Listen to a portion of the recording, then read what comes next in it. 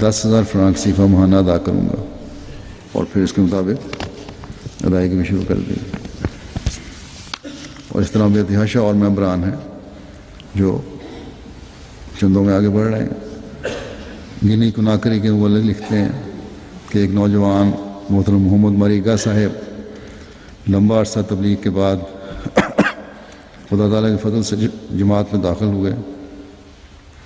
پیشے کے اعتبار سے یہ ایک آرکیٹیکٹ انجینئر ہیں۔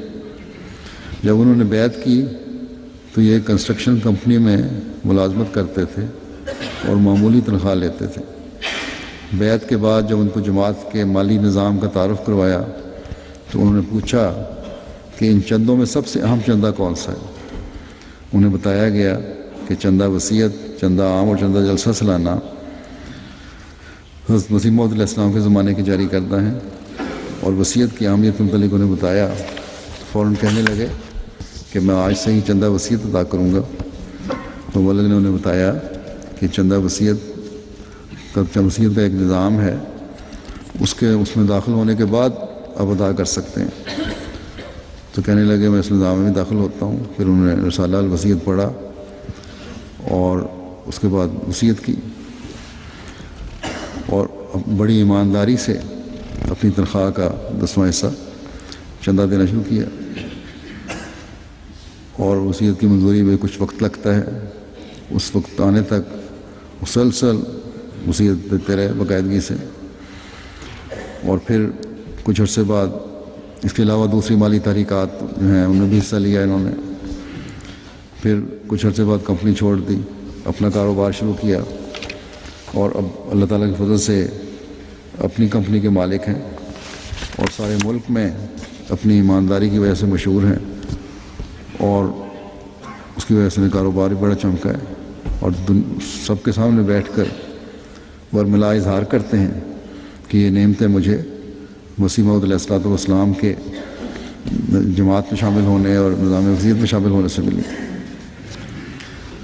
پھر گھانا سے ہمارے مبلغ لکھتے ہیں جبرائیل سعید صاحب کہ ایک دوست الحاج محمد اقبوبے میرے ساتھ تبلیغی دورے پر ٹوگو گئے۔ وہاں ایک جگہ ناجونگ میں ہم نے دھوپ میں کھڑے ہو کر نماز ظہر ادا کی۔ الحاج محمد اقبوبے نے کہا ان لوگوں کے لیے مسجد بنانا ان کا حق ہے، بالکل نئی جماعت ہے، چھوٹا گاؤں ہے۔ چنانچہ انہوں نے ایک بڑی مالی قربانی کرتے ہوئے ایک خوبصورت مسجد ان کے لیے بنوا دی۔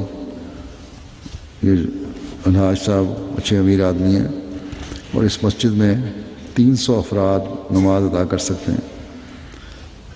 اب اس مسجد کے مینار بھی بن رہے ہیں،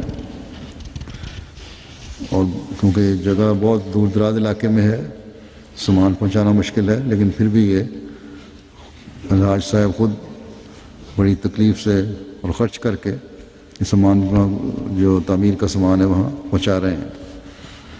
آئیوری کوسٹ کی صدر لجنہ کہتی ہیں کہ اس سال مجلس شورا میں جماعت آئیوری کوسٹ کی 50 سالہ جوبلی کے موقع پر مرکزی مسجد کی تعمیر کے لیے چندے کی تحریک کی گئی، تو لجنہ ممبرات نے اسی وقت 1 لاکھ فرانک صیفہ کا وعدہ دکھا دیا۔ اور کہتی ہیں ہماری سیکرٹری تحریک جدید جو ایک مخلص احمدی ہیں، انہوں نے 1 لاکھ فرانک صیفہ کی فوری ادائیگی بھی کر دی۔